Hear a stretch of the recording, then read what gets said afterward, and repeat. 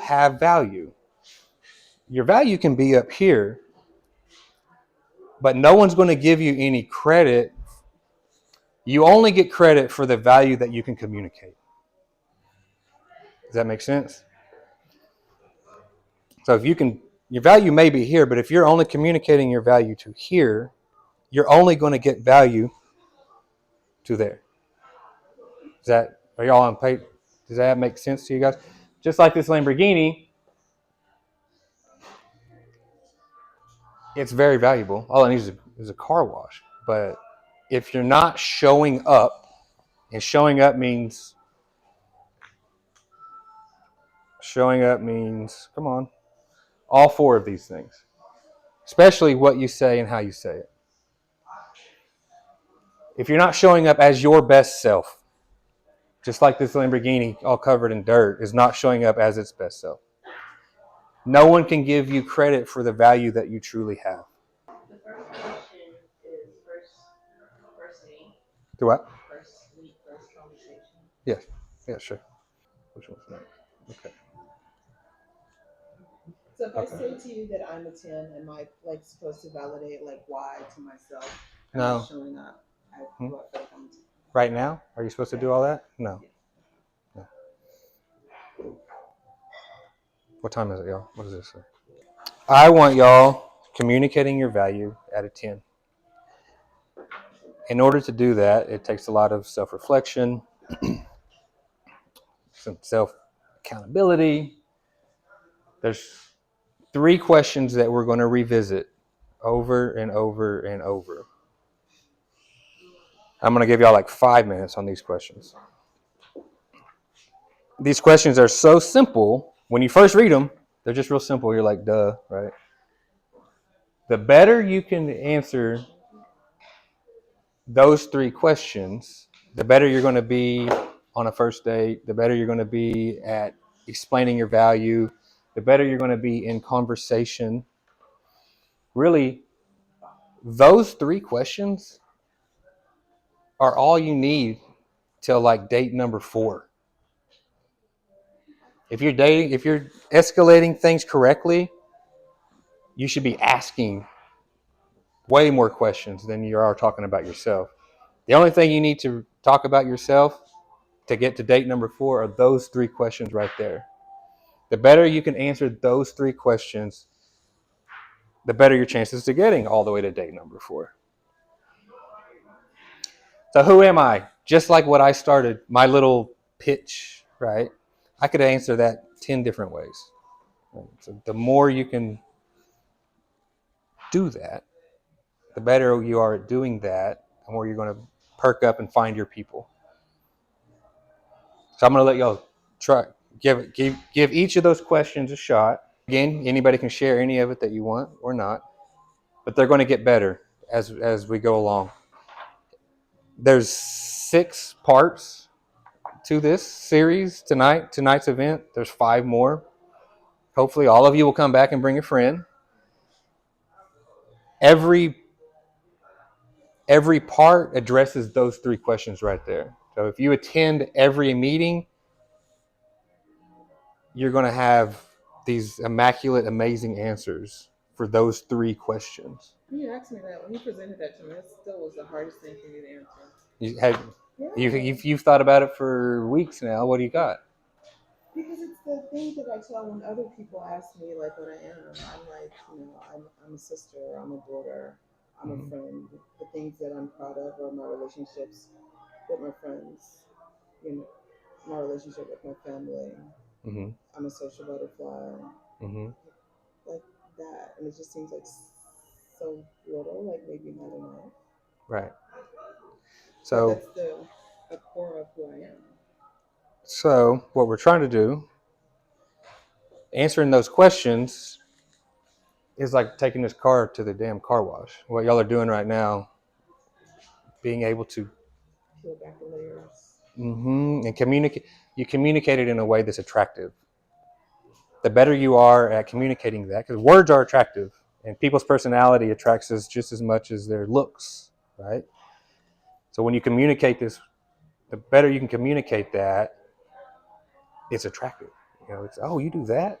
What? And you say it, when you say it with confidence, right? And you say it with, when you make people feel, remember earlier, when they feel what you're saying, it's attractive, and it pulls people in.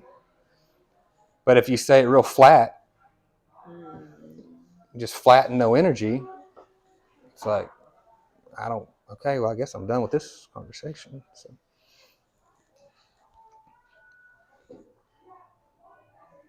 Does everyone have something down? Or are we still waiting? How are y'all liking this tonight so far? Is this good? Yeah? Ryan? You digging it? Okay, cool. That's all right. You got the shades on, man. I don't know what you're thinking over there. That's cool. I did a business meeting one time. I just got LASIK. Don't ever get LASIK, first of all. If you're all thinking about it, I can tell y'all a horror story. It's awful. I'm still good. Like, I'm still happy I got it on this eye, but this one, anyway. But I had LASIK, and LASIK, the lights, and I did this business meeting with these sunglasses on, and that was a big problem. I got in a lot of trouble over that. You just reminded me of that. Perception. We're talking about perception, right? Showing up, they said I was cocky because of my sunglasses. It's so frustrating.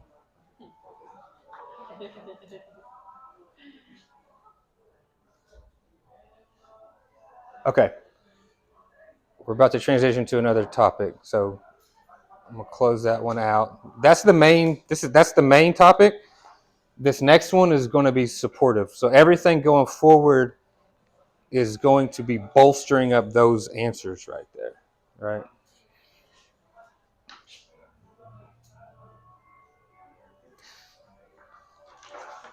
So the name of my program and what I do and the way I work and everything that I do, if I tag it, put a stamp on it, I call it Make Her Feel Safe. All of my interviews with all of the women for 2 years, that is the message that I kept hearing from these women, was this is what they want from men. It seems obvious now, and all of you women are probably thinking, duh, we don't know that. Look, they're laughing. Look, is that news to you guys? Like, guys, we don't think like that. We don't have a problem with that. And I had no idea until I did my research there that that's such a big deal with women. And it's the like heart of what I do now is make her feel safe. I use this picture because it's interesting, because y'all laughed at me like, duh. But when I ask women what they want in a man, I get all kinds of different answers. It's a lot different, if I had to do it'd be a lot of different pictures. Tall guy, muscles, or it'd be a business suit guy. It would be, but when I get a woman to actually peel back and open up and talk and tell me what she needs. What do you need, though? Right? I have to tell people all the time, don't let what you want get in the way of what you need. There's a big difference. When I get women talking about what they need, it looks like Jesus. Every time. There's a big difference between Jesus and yeah, right? It's a different type of, and I use this picture because masculinity, right? Well, and y'all can tell me if I'm full of shit, right? If you think I'm wrong, but it just sounds, that protection, that sacrifice, that the way Jesus sacrificed for everyone. Yeah, that's more aligned with what women really need from, like, right. So y'all tell me if it's wrong, but you're not objecting.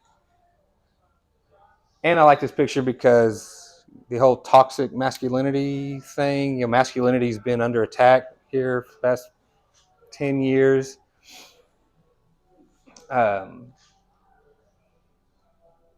When you first think masculinity, you don't really think that picture. You think, right? But if you think you're more masculine than Jesus was, I don't know. Sorry.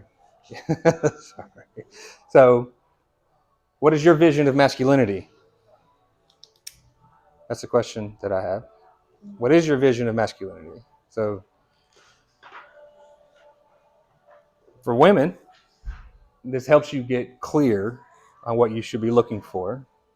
For you guys, it kind of helps you get clear on your identity and who you are and how you want to show up for women. The more clarity you have when it comes to this stuff, the easier all this gets. The easier finding your people becomes. This is the emotional safety scale. Masculine energy on the left, feminine energy on the right. There's nothing more important to women than how they are feeling. Y'all tell me if I'm wrong, but how they feel, how women feels is more important than everything else. Nothing else matters than how they're feeling. And women's number one priority is feeling safe all the time. And I don't know why they have a hard time feeling safe, but it's a thing. It's a thing that I don't understand. I don't have to understand as long as I provide safety. That's it. But you guys aren't objecting. So again, it rings true. Women have a safety zone when it comes to men and how they expect men, things they expect, things they want. Women in their mind have a list. When they're talking about men, when they go to brunch with their girlfriends and they're talking about do's and don'ts and behaviors, and I can't believe he did that, and I can't believe she let him do that, and all blah, blah, blah, blah, it's all bullshit. That's their safety zone. Everything they're talking about is building out, what's acceptable behavior by the perfect man, I guess, is what they're talking about. Anything inside that, that's their safety zone.